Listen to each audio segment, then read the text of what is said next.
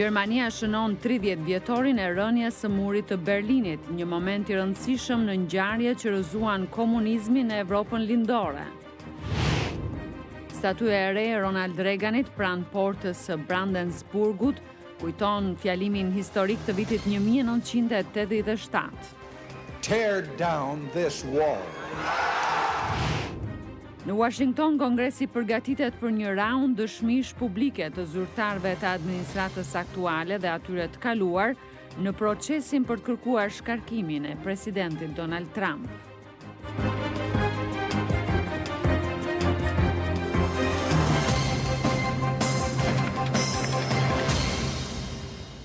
Mirëmbrëma dhe mirë se vini në programin e Zërit Amerikës Ditari. Jam Rudina Dervishi. Në këtë emision do t'ju kushtojmë një hapësirë të gjerë kremtimeve sot në Gjermani. Më pas do të kemi të ftuar në studio për një intervistë Blerina Balilaj Brovina, drejtuese e një organizate që punon për aftësimin e grave shqiptare në politikë. Do t'ju njohim edhe me eksperiencën e një piktorit shqiptaro-amerikan. Nazmi Hoxha thotë se nuk krijon për të fituar para, por për pasion.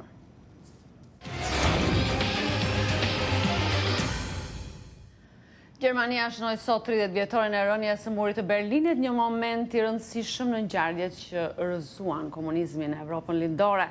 Rrëzimi i murit në 6 nëntor të vitit 9 nëntor në fakt të vitit 1989, i cili ndante lindjen e udhëhequr nga komunistët dhe perëndimin kapitalist në Berlin për gati 3 dekada, u bë simbol i fuqishëm i luftës së ftohtë që u pasua një vit më vonë nga ribashkimi i Gjermanisë. Ndër ceremonitë e zhvilluara sot, udhëheqësit vendosën trëndafila në një nga pjesët e fundit të mbetura nga bariera e frikshme që ndante qytetin. Kancelaria gjermane Angela Merkel kujtoi të vrarët dhe të burgosurit dhe u shpreh se lufta për lirinë në mbar botën nuk ka përfunduar ende. Drejtuesit nga Gjermania, Polonia, Hungaria, Slovakia dhe Republika Çeke morën pjesë në një ceremoni në Bernauer Strasse, ku ka mbetur një nga pjesët e fundit të murit të Berlinit, përpara se të vendosin trëndafila në barierën e frikshme që ndau qytetin për 28 vjet. Udhëheqësit qëndruan për homazhe pranë një memoriali kushtuar protestuesve në Gjermaninë lindore dhe vendet fqinje të Paktit të Varshavës që dolën në rrugë duke kërkuar liri dhe demokraci, dhe nga udhëheqësi i atëhershëm sovjetik Mikhail Gorbačov politikën e reformave. Duke folur në një shërbes në një kapel të vogël pranë vendit ku qëndronte dikur muri, kancelare gjermane Angela Merkel përkujtoi ata që u vranë ose u burgosën në përpjekjet për të ikur nga lindja në Gjermaninë perëndimore dhe këmbguli se lufta për lirinë në mbar botën nuk ka mbaruar. Kancelaria Merkel gjithashtu rikujtoi se në këtë ditë u zhvillua edhe sulmi kundër hebrejve në vitin 1938 që paralajmëroi holokaustin nazist. Der 9. November, in dem sich in besonderer Weise sowohl die fürchterlichen 9 nëntori, data që reflekton momente të tmerrshme por edhe të gëzueshme të historisë son, na bën të vetëdijshëm se duhet të përballemi me vendosmëri me urrëtitjen, racizmin dhe antisemitizmin. Na kujton të bëjmë gjithçka që mundemi për të mbrojtur lirinë dhe demokracinë, dinjitetin njerëzor dhe shtetin ligjor. Demokratie, Menschenwürde und Rechtsstaatlichkeit zu verteidigen. 3, 2, 1, go. Vetëm një ditë më parë, sekretari amerikan i shtetit Mike Pompeo përuroi në Berlin një statujë të ish presidentit amerikan Ronald Reagan në vendodhjen ku ai pati mbajtur fjalimin historik ku i bënte thirrje Bashkimit Sovjetik të hiqte murin e Berlinit. It's because of his courageous leadership and his commitment to that freedom. He courageously denounced the greatest threat to them of the state, to that freedom, the Soviet Empire. The evil empire. Për shkak të udhëheqësisë së tij kurajoze dhe për kushtimin ndaj lirisë, ai denoncoi me kurajo kërcënimin më të madh ndaj lirisë, perandorinë sovjetike, perandorinë së keqes.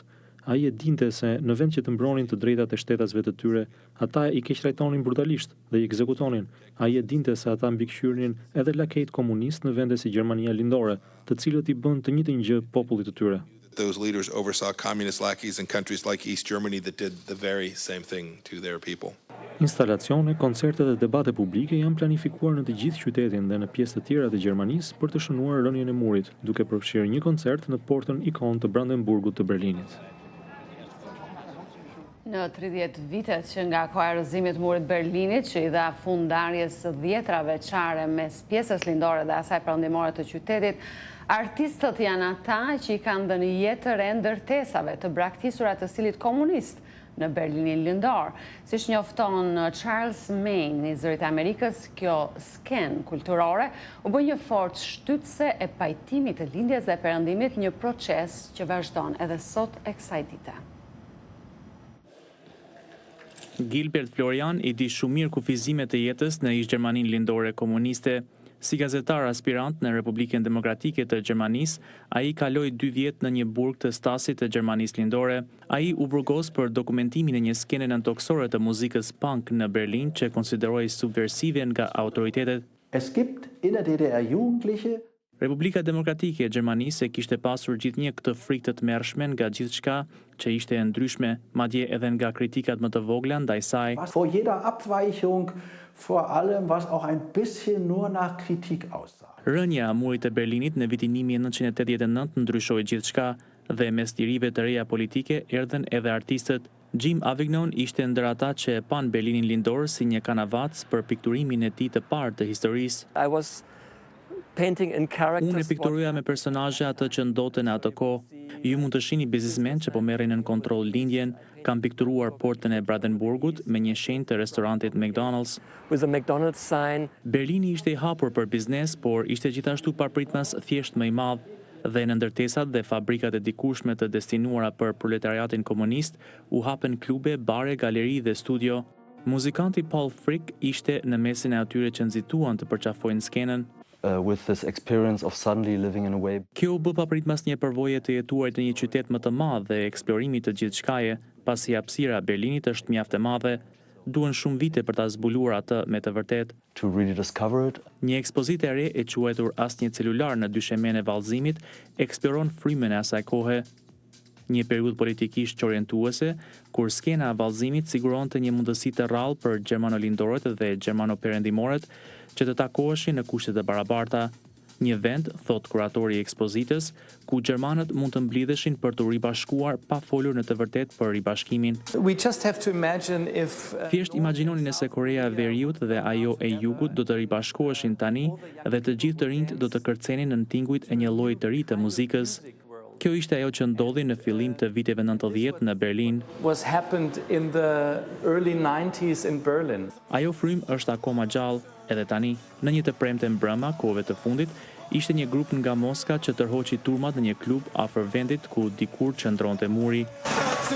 Pas 30 vjetësh, Berlini vazhdon të jetë një lidhje thelbësore midis lindjes dhe perëndimit, por tani qyteti është plot mundësi e jo kufi. Një qytet që të tregon se pavarësisht nga cila pjesë jeni, ndonjëherë ne të gjithë duhet të çlirohemi nga kufizimet që kemi. Këtu në Shtetet e Bashkuara Demokratët në dhomën e përfaqësuesve kanë filluar një fazë të re në hetimin për presidentin Trump, ndërsa javën që vjen pritet të ketë një raund dëshmish publike me pjesëmarrjen e zyrtarëve nga administrata aktuale dhe ajo e kaluar. Dëshmitarët e thirrur do të ofrojnë një pamje të detajuar për si shtuhet ftesën e pretenduar të presidentit Trump për ndërhyrjen e huaj në zgjedhjet presidenciale të vitit të ardhshëm.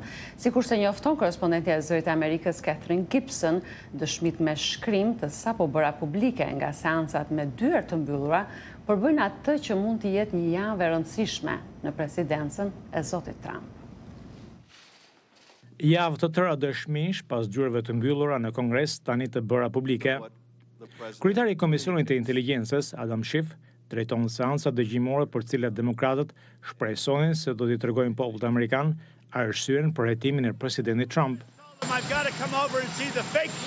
Në seancën e parë do të jetë një nga dëshmitarët kryesorë të demokratëve, ambasadori William Taylor. Dikush që mendoi se po kryen një shërbim jetësor për vendin lidhur me fakte që tërhoqin vëmendjen e tij, fakte shumë shqetësuese që tërhoqin vëmendjen e tij.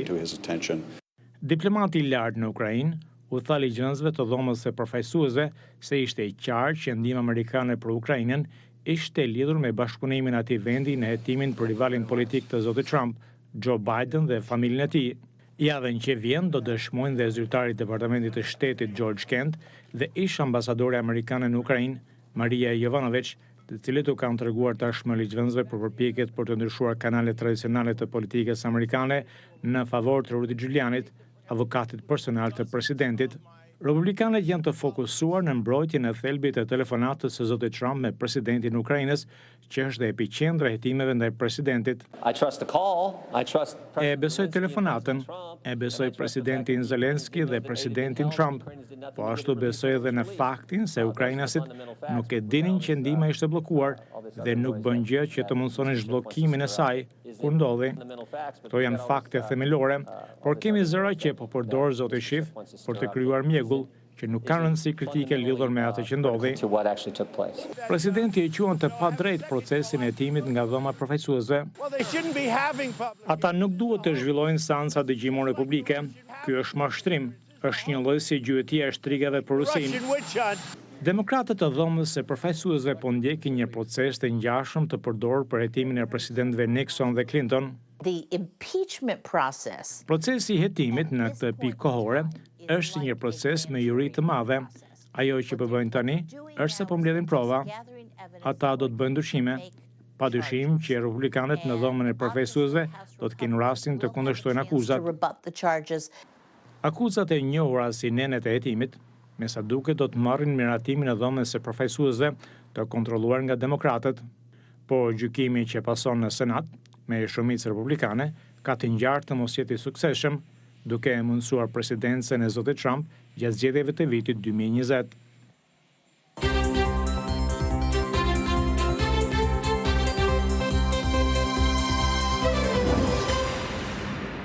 Pjesëmarrja e grave në proceset politike dhe aftësimi i tyre për të marrë një rol më të madh në pozita drejtuese të qeverisë, partive politike dhe shoqërisë civile është fokusi i rrjetit të grave në demokraci, një program i mbështetur këtu nga Instituti Ndërkombëtar Republikan këtu në Shtetet e Bashkuara, pjesë e cilit është shoqata e drejtuar nga e ftuara jonë në studio sonte Blerta Balilaj Brovina. Blerta, mirë se erdhe në Ditar. Faleminderit, Rudina. Çdo të thotë të fuqizosh një grua në politik? Të fuqizosh një grua në politik nuk është një proces i thjeshtë. Ne jemi një organizat që punojmë prej gati 10 vitesh në Shqipëri me mbështetjen e Institutit Republikan Ndërkombëtar dhe të donatorëve të tjerë vendas për të fuqizuar rolin e grave jo vetëm brenda partive politike, por edhe në proceset legislative, edhe në shoqërinë civile për t'u dhënë atyre gjithë mbështetjen e duhur, ngritjen e kapaciteteve të tyre, zhvillimin e vizitave studimore drejt Shteteve të Bashkuara, dhënien e mundësisë për të krijuar rrjete për të fuqizuar njëra tjetrën, por me një agjend për të arritur barazinë gjinore dhe për të punuar, për të avancuar të drejtat e grave në Shqipëri.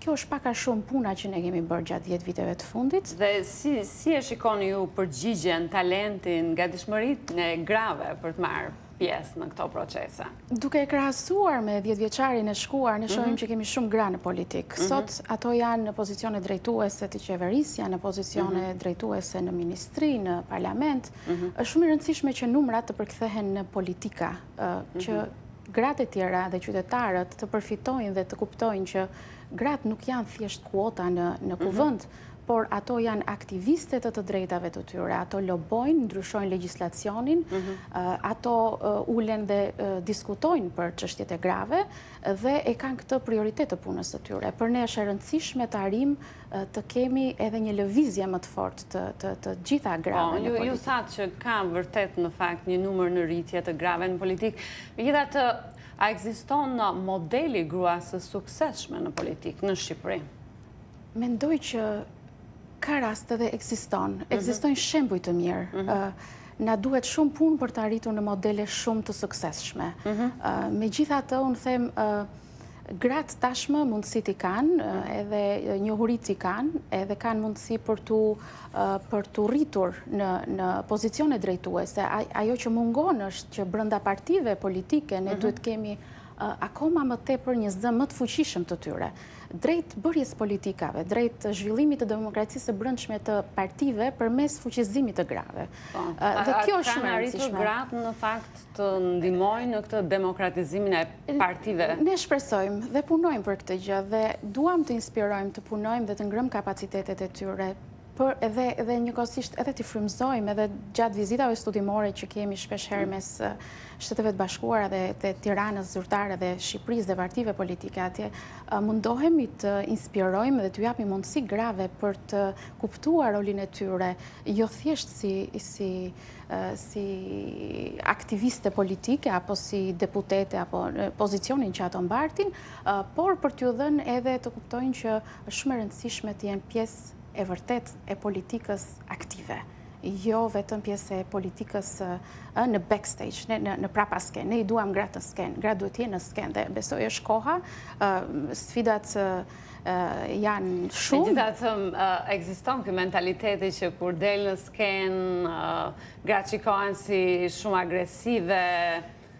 Ka shumë stereotipe që krijohen komuniteti edhe qytetarët I perceptojnë. Mendoj që roli I çdo institucioni, qoftë edhe I shoqërisë civile apo medias, është që t'japim një dorë grave që janë në politikë, janë aktive, kanë ndërmarrë ndryshime ligjore thelbësore dhe të rëndësishme, por kjo duhet të jetë e përditshme. Agenda e zhvillimeve dhe reformave në Shqipëri duhet të bëhet edhe përmes zërit të grave, dhe t'i shohim ato akoma më... Unë kam edhe një pyetje për ju, e fundit besoj, së shpejti do të botoni një studim për diskriminimin gjinor në media, përkatësisht në diskriminimin në redaksi dhe raportimin e lajmeve. Cilat janë gjethjet paraprake të këtij studimi tuaj? Ne jemi në procesin e, le të themi, mbledhjes së të dhënave dhe tashmë kemi kuptuar që është një komponent shumë I rëndësishëm për të marrë dhe për të studiuar dhe për të parë se si këto stereotipe formohen në të gjitha profesionet dhe kemi zgjedh median si një le themi institucion, si një entitet I cili ndryshon edhe në bërjen e opinionit publik, sidomos në Shqipëri. Rast studimor është Shqipëria dhe kemi vënë re që nga studimi, nga të dhënat paraprake, edhe drejtues emisionesh, edhe redaktor, drejtuesin e bordeve të mediave, kanë nevojë për të njohur konceptet e barazisë gjinore në vetvete, për të kuptuar që çështja e të drejtave të grave është një çështje thelbësore që fillon edhe tek terminologjia që përdoret për transmetime televizive, edhe tek stereotipet që krijohen për të profilizuar një zonjë apo një zotëri. Dhe ne po punojmë në këtë drejtim, besoj që në 3 mujorin e ardhshëm ne do të kemi gjetjet e para. Shumë faleminderit për intervistën, ju uroj suksese në punën tuaj. Faleminderit Rudina, faleminderit.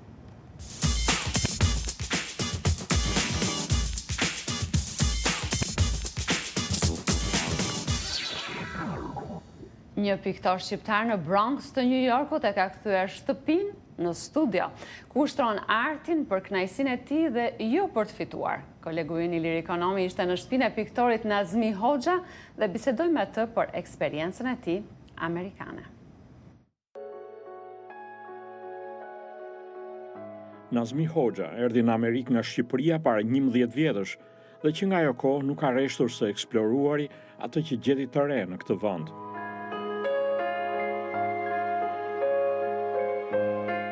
Amerika është një vend me një spacet jashtëzakonshme. Dhe piktura me njerë nga vertikal që unë e kisha për natyrë në Shqipëri, për hir të një lloj natyrës alpine, ndoshta dhe tragjike, ndoshta dhe të vujtshme, tash I merr komplet një dimension horizontal. Shumë gjëra largohen me njerë. Pra, sa më shumë spacio, siç është dhe vetë Amerika. Rezultati këmbguljes së tij janë qindra piktura që rrinë si në një magazin arti, një pjesë në mure, një pjesë në dysheme. Në fakt, është shtëpia e tij, dedikuar e gjitha pikturës. Amerika I shtoi tema dhe subjekte punimeve të tij. I kujtohet kur pa Manhattanin natën për herë të parë. Impresioni im kur u ndesha me Manhattanin, se me mori një mik, më tha mua sa kisha ardhur këtu në Bronx, edhe I ke Manhattan natën dhe pash mbi vete një qiell me dritare të jashtëzakonshme. Çdojnë dritaret në qiell. Pastaj me kalimin e kohës fillojnë ato rregullat e trafiku, sinjalet, popullsia, simetria, Dhe kjo me krijoj imazh, kam një cikël të madh me këtë, e quaj Crossroads. Nazmiu nuk është shkëputur nga natyra, por nuk i pëlqen ta imitojë atë. Natyra nuk imitohet, natyra është, domethënë ti e njeh natyrën etik, ti mundohesh me ashtu etik vazhdimisht. Ashtu si ky punim, pjesë e një cikli peshqish që nuk duhet parë për ciptas, sepse ato që do të duken si luspa janë plisa të bardhë që piktori ka vizatuar me kurajo dhe durim. Nazmiu e zotëron ngjyrën, e vesh atë me dritë, luan me energjinë dhe misterin e saj. Piktura është një mister për mu, unë mundohem më pyesin çfarë rrymash je, nuk e di se çfarë rrymë mund të jem, mund ta thonë dikush ti dukesh i gjatë o i shkurtër e gjë kështu, por unë kërkoj më tepër të mistershmen, asaj që është fshihet vazhdimisht, që i afrohesh dhe largohet. Nazmiu lufton të jetë i veçantë, sepse në art duhet të jesh i veçantë. Gjithmonë kam shkuar në West Side in Manhattan, në galeri që nga 20 rrugë deri 32 rrugë, është plot me ekspozita, krijohet përshtypja sikur është një autor që i bën atë, më vjen shumë keq. Ka specifika të veçanta, po e përgjithshmja është një rutinë, është një komercializim i neveritshëm. Unë jam shumë i zhgënjur nga kjo. Portretet e tij sjellin gjithnjë diçka të dallueshme. Janë një burr që simbolizon karakterin e Isa Boletinit. Një tjetër portret i presidentit Donald Trump, i pangjashëm me asnjë punim tjetër të këtij lloji. Shoh dhe këtë një lloj ajo që i duhet një njeriu, merr një vendim dhe realizon. Ka njerë edhe kur e merr negativisht dhe i del fjalës e mban fjalën është pozitive. Koleksioni të heshtur të shtëpisë atelje po i shtohet një punim i ri. Është një portret i papërsëritshëm për nga shikimi qiellor dhe forca e qetësisë. Është Nën Tereza. Amerika është si një hapësirë pa kufi për Nazmiun, ku ai mund të shprehë lirisht veten, pa u merakosur për artin si vlerë monetare. Si kjo dritare që ka montuar në një qell tër nuanca delikate. Një dritare, domethënë kjo dritare në qiell, hapësirë që kjo ka vendin e vet, kudo që të jetë ka vendin e vet. Për zërin e Amerikës, Ilir Ekonomi, Bronx, New York. Qyteti New Yorkut njihet për larminë e popullatës. Njerëz nga gjithë bota shkojnë të jetojnë atje, por kjo nuk do të thotë se nuk ekziston racizmi. Komisioni për të drejtat e njerëzit në qytetin e New Yorkut ka mbështetur një ligj për gjoba të rënda ndaj atyre që përdorin termin i huaj i palishëm në një mënyrë që tregon urrejtje. Përdorimi i termit i huaj i palishëm në gjuhë poshtëruese ose kërcënimi për të thirrur zbatuesit e ligjit për emigracionin ndaj një individi në qytetin e New Yorkut, tani mund të rezultojë në një gjobë deri në $250,000. Komisioni për të drejtat e njerëzit i Bashkisë së Qytetit të New Yorkut publikoi një pamflet me disa shembuj, për shembull një shkollë që nuk reagon nëse një nxënëse që vesh hijab vihet në shënjestër, ose një punonjës që këmbgul që klientët të flasin anglisht ose të largohen nga vendi. Përmes një postimi në Twitter, kryebashkiaku Bill de Blasio komentoi lajmin. Nëse doni të vini në qytetin e emigrantëve dhe përpiqeni të përhapni urrejtje, do të përballeni me pasoja. Bashkia do të caktojë fonde shtesë për të mbështetur familjet emigrante. Mbi $16 milion do të caktohen për projektin e bashkimit të familjeve emigrante që ofron ndihmë juridike falas për emigrantët. Cor Johnson është me këshillin e qytetit të New Yorkut. In the largest city in the United States of America, in a city with 36% of the 8.6 million people who live here, në qytetin ton, ku 36% e 8.6 milion njerëzve që jetojnë këtu dhe nuk kanë lindur në Shtetet e Bashkuara, po financojmë këtë program që shpresojmë të jetë model për qytetet e tjera në mbar botën se si të luftojmë kundër racizmit, ksenofobisë dhe agjencisë së padrejtë e emigracionit. Por jo të gjithë pajtohen me politikën e re. Gerard Kassar, kryetari i Partisë Konservatore të Shtetit të New Yorkut, thotë se ligji i ri ka të ngjarë të përfundojë në gjykatë. Është si një kapitull i ri në librin me titull 1984 nga autori George Orwell, është dora e hekur të qeverisë. Sugjeron se qyteti i New Yorkut ka aftësi të lexojë mendjet e njerëzve dhe mendoj se është tërësisht jashtë funksionit. Ne nuk besojmë se do t'i mbjetojë provës në gjykat kur dikush me siguri do të hap padi. Newyorkezët nuk ngurojnë të shprehin opinionet e tyre për ligjin e ri, ja si shprehet një kalimtar. We have the First Amendment here. We can say what we want. Kemi amendamentin e parë, mund të shprehemi si të duam, nuk mund të hiqet nga kushtetuta. Ku do të jetojmë ne, në një vend komunist? Communist country? It shouldn't be used in a discriminatory way. Nuk duhet përdorur në mënyrë diskriminuese, por nëse njerëzit gjobiten dhe mësojnë se si të mos jenë racist, atëherë do të ishte mirë. Racist, then that'd be great. Termi i huaj i palishëm përdoret nga Departamenti i Sigurisë Kombëtare kur flitet për individ të lindur jashtë Amerikës, të cilët nuk janë banor të lishëm në Shtetet e Bashkuara. Presidenti Donald Trump po i shkput lidhjet e tij me shtetin e New Yorkut, në fakt duke u zhvendosur me rezidencën zyrtare në shtetin e Floridas. Tashmë shtëpia me 5 dhoma gjumi, kur presidenti 45 i Shtetet e Bashkuara kaloi fëmijërinë e tij, ka dalë në shitje. Shtëpia ka ndruar disa herë pronar që kur u ndërtua në vitet 40 nga babai i presidentit Fred Trump. Siç njofton korrespondentja e Zërit Amerikës Nina Vishneva, familja Trump jetoi aty për rreth një dekadë dhe presidenti kaloi aty 4 vitet e para të jetës së tij. Përpara se të zhvendosej në mjediset klasike të shtëpisë së bardhë, presidenti 45 i Shteteve të Bashkuara Donald Trump shijonte modernizmin e shtëpisë së tij në kullën Trump, si dhe dekada më parë shtëpinë e fëmijërisë së tij në New York. Presidenti i ardhshëm jetoi në këtë shtëpi në Queens për vetëm 4 vite. Fred Trump ishte një ndërtues i mirënjohur në qytetin e New Yorkut. Komplekset që ai ndërtoi ravizojnë edhe sot pamjen e qytetit. Edhe kjo shtëpi është po ashtu. They lived here until about 1950.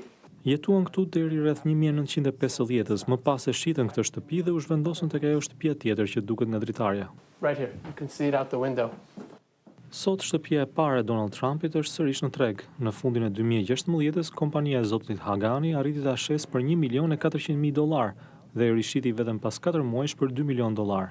Në muajin shkurt të këtij viti, shtëpia doli në treg me një çmim për rreth $3 milion. Do më pëlqente shumë që ta blinte një herë mirë presidenti Trump dhe ta ndalnim shitjen e saj. Pronari aktual i shtëpisë kërkoi të mbetet anonim, por mendohet se nuk ka lidhje me presidentin. Në vitin 2017, pronari e vendosi shtëpinë në faqen e qerave Airbnb me çmimin $725 nata. Megjithë emrin me të cilin lidhet shtëpia, turistët që qëndruan këtu u ankuan për vjetërsinë e saj dhe mos funksionimin e durë të sistemit hidraulik. Është befasuese që pak nga fqinjët e din historinë e shtëpisë. No. Di se jetonte një njeri shumë i mirë më parë, por e shiti. Ajo thotë se këtu banonte presidenti Trump. Por disa prej vendasve e din historinë e vërtetë të shtëpisë dhe din se si ta trajtojnë. I would hope that differences can be put aside and that the fact that he is a president Shpresoj që të lihen pas mosmarrëveshjet dhe të mbetet në histori përgjithmonë se ai është president, si çdo president tjetër, dhe se shtëpia duhet të ruhet dhe të mbahet me kujdes. Taken care of. Fituesi i tenderit do të përfitojë një shtëpi me 5 dhoma gjumi, një tarac të hapur, një vatër zjarri dhe një bibliotekë të madhe të mbushur me fotot e familjes së presidentit Donald Trump dhe tekstet e fjalimeve të tij. Muri i Berlinit ka rënë përsëri, por këtë herë ai ishte i krijuar tërësisht me çokoladë. Pastiqeri francez Patrick Roger ndërtoi një mur me çokoladë në Paris për të shënuar 30 vjetorin e rënies së murit të vërtet në Berlin. Sot ai erozoi atë jashtë njërit prej dyqaneve të tij dhe u shpërndau copzat njerëzve që kishin dalë për ta parë. Ishte e makniqme, tha Roger, ndërsa kalimtarët hëngrën me entuziazëm krijimin e tij. 200 kg çokoladë u përla në vetëm pak minuta. Roger erdhi me idenë që të përpiqej të unifikonte qytetarët evropian gjatë një kohe të ndarjeve në rritje në BE. Është e makniqme të ndashihen vlerat dhe një ndjenjë lirie, pasi gjitha këto janë të nevojshme në këto kohë, tha pastiqeri francez. Ishin këto materialet e përgatitura për ditarin e sotëm, të ndahemi së bashku, natën e mirë dhe mirupafshim.